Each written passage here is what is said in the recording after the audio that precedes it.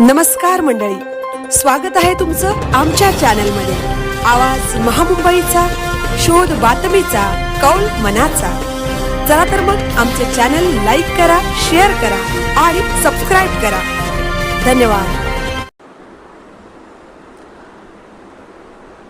देहेन भाकरवड पुलावर लोखंडी गर्डर दाखल, जनआंदोलनाच्या दबावापुढे प्रशासन नमले। शेकापच्या चिवताईंचा इशारा, भाजपचे नेते पंडित शेठ पाटील यांची धडक पाहणी। आवाज महामुंबईचे पत्रकार संदेश पाटील यांच्या सातत्यपूर्ण पाठपुराव्याला यश। तब्बल 10 महिन्यांपासून रखडलेल्या देहेन भाकरवड पुलाच्या प्रश्नावर अखेर प्रशासनाला जाग आली। अवघ्या 100 फूट अंतरासाठी ग्रामस्थांना 5 किलोमीटरचा वळसा घालावा लागत होता। त्यामुळे शाळकरी, विद्यार्थी, महिला, ज्येष्ठ नागरिक, शेतकरी आणि सर्वसामान्य नागरिकांचे प्रचंड हाल होत होते। या गंभीर प्रश्नावर शेतकरी कामगार पक्षाच्या नेत्या चित्रलेखा पाटील यांनी चिखल आणि वाहत्या पाण्याची पर्वा न करता पुलाची प्रत्यक्ष पाहणी केली। त्यांनी काकड इंजिनियर्स अँड कन्स्ट्रक्शन कंपनीला खडे बोल सुनावत 5 दिवसात पर्यायी रस्ता उपलब्ध करून द्या, अन्यथा ग्रामस्थांसह उपोषण छेडू असा निर्वाणीचा इशारा दिला। याच दिवशी पूर्वी शेतकरी कामगार पक्षात असलेले व सध्या भाजपचे नेते पंडित शेठ पाटील यांनीही घटनास्थळी धाव घेत चिखलातून आणि पाण्यात उतरून पुलाची पाहणी केली। त्यांनी संबंधित अधिकारी व कंत्राटदारांशी थेट संपर्क साधत देहेनच्या जनतेला वेठीस धरणे सहन केले जाणार नाही, विद्यार्थी, शेतकरी आणि ग्रामस्थांना न्याय मिळालाच पाहिजे अशी ठाम भूमिका घेत कामाला तातडीने गती देण्याची मागणी केली। या संपूर्ण प्रश्नाला वाचा फोडण्यामध्ये आवाज महामुंबईचे पत्रकार संदेश पाटील यांनीही महत्त्वाची भूमिका बजावली। त्यांनी सातत्याने या प्रश्नाचा पाठपुरावा करत ग्रामस्थांचा आवाज दोन्ही नेत्यांपर्यंत पोहोचवला।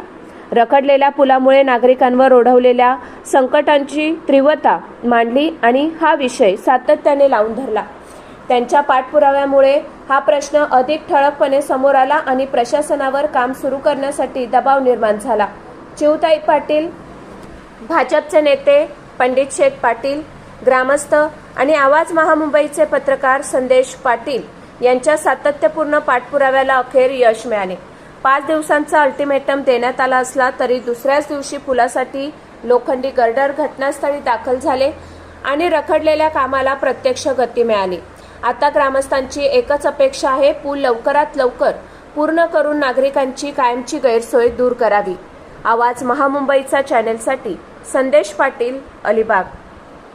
आवाज महामुंबई या चॅनलसाठी आज देन गावामध्ये फार मोठ्या संकट आलेलं आहे आणि हे संकट सोडवण्यासाठी आपल्या सर्वांचे आवडते माननीय पंडित शेठ पाटील इथे आलेले आहेत। आज जो देन गावाचं संकट आलेलं आहे हा आपण कशा प्रकारे सोडवणार आहोत? हे जे संकट आलेलं आहे हे आसमानी नाही, सुलतानी नाही, मानव निर्मित आहे। आणि देन आणि गाव हे माझे वडिलांपासून, आजोबांपासून यांचे ऋणानुबंध आहे, संबंध आहे।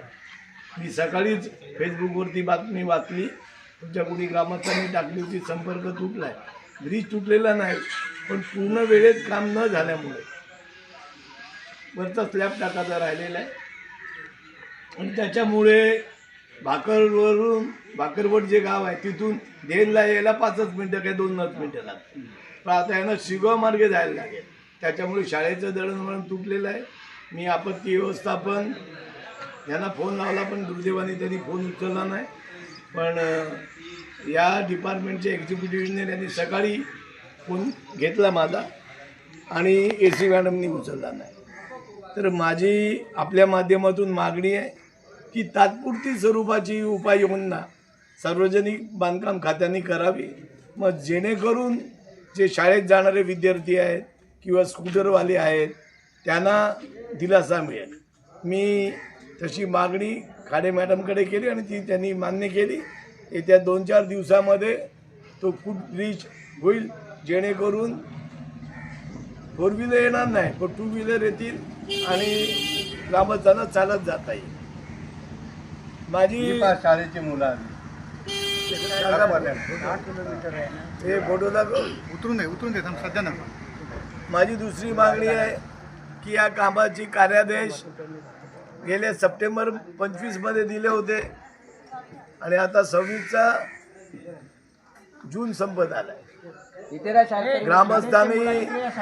ग्रामस्थांनी मागणी केली होती की या एप्रिलमध्ये कामाला सुरुवात झाली तेव्हा ठेकेदाराकडे मागणी केली होती की तुम्ही हे ब्रिजचं काम पावसाळ्यानंतर करा,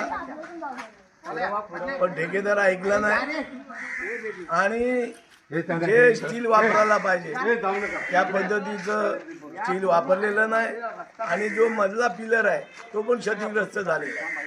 मी आपल्या माध्यमातून जिल्हा प्रशासनाकडे मागणी करतो की रायगड जिल्हा हा अतिवृष्टीचा जिल्हा आहे आणि बरेचसे अपघात महाडपासून घडत असतात. त्याच्यापेक्षा घटना झाली की शासन 5 लाख रुपये देते, 5 लाखात का जीव येत नाही. पण अशी घटना होऊ नये म्हणजे भविष्यात जिल्हा प्रशासनाने खबरदारी घ्यावी आणि अधीक्षक अभियंता यांनी झालेल्या कामाचं स्ट्रक्चरल ऑडिट करावं आणि ब्रिजचं काम करता करता पाण्याची लाईन तुटली. इथे खारल्यांनी अकार्यक्षमतेमुळे चारी बाजूला श्रीलंका आहे, चारी बाजूला मँग्रोव्ज आहे. पाण्याचा यांना शाहबाज हायस्कूलचे विद्यार्थी आणि पोनाडला जाणारे विद्यार्थी टेम्पोनी आले. इथे एक तर उत्पन्नाचं साधन नाही, अत्यंत गरीब कुटुंबातील लोक इथे राहतात. शाहबाजची शाळा इथून मोजून 10 मिनिटाच्या अंतरावर आहे, पण त्याच्यासाठी त्यांना पोनाडचा ट्रॅफिक की जिथे गाड्या तासनतास अडकले जातात आणि एवढे अडथळे करून पण ते शाळेत जाणार कधी आणि शिकणार कधी. तर अशी परिस्थिती तुमच्या समोर आहे. ही तुम्ही तुमच्या चॅनलच्या माध्यमातून राज्याच्या प्रशासनाला कळवा आणि जिल्ह्याच्या प्रशासनाला कळवा आणि तुमच्या माध्यमातून माझी मागणी आपत्ती व्यवस्थापनला की अशा घटना भविष्यात होऊ नयेत म्हणून तुम्ही खबरदारी घ्या. नाहीतर राज्य सरकार काय करणार, कुठला तरी मंत्री येणार आणि मृत व्यक्तीला 5 लाख रुपये दिले आणि 5 लाख रुपयात त्या व्यक्तीचं प्राण येत नाही. येतो हे कामांचा पाठपुरावा करायला तुमच्या ऑफिसनी, तुमच्या व्यक्तिगत काही माझं म्हणणं नाही, तुमच्या ऑफिसनी तुम्हाला या कामाची पाहणी करायला, या प्रॉब्लेमची उत्तरं द्यायला इथे आलोय. आम्ही लोकप्रतिनिधी म्हणून आलेलो आहे. ते हप्ते कमिशन बरोबर खाता येते.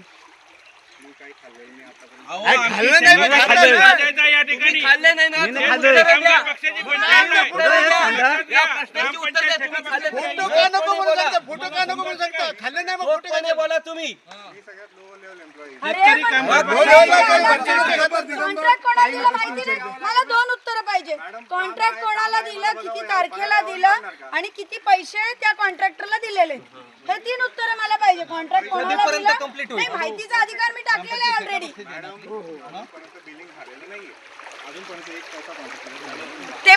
फक्त बोलतो सगळा पावसाळ्याचा मान्सून सीझन कधी असतो? आपण साधारण 7 जूनला चालू होतो. तुमचा ब्रिज कधी तयार व्हायला पाहिजे होता किंवा तो बांध जो सोडायला पाहिजे होता तो कधी फोडायला पाहिजे होता? तो का नाही झाला तुमचा? 7 तुमचा काम मे महिन्यात पूर्ण व्हायला पाहिजे होता साहेब. मे महिन्यात पूर्ण व्हायला पाहिजे होता कंप्लीट. समजा आज या लोकांची अवस्था काय? मला एक प्रश्न विचारतो साहेब, ऐका तुम्ही काहीतरी छोटासा ब्रिज टाकून इथून लोकांचा संपर्क तिकडे करणार होता, त्याचं काय झालं? तेच सांगतो मी आता. स्टील ब्रिज पुण्यामध्ये बनतोय.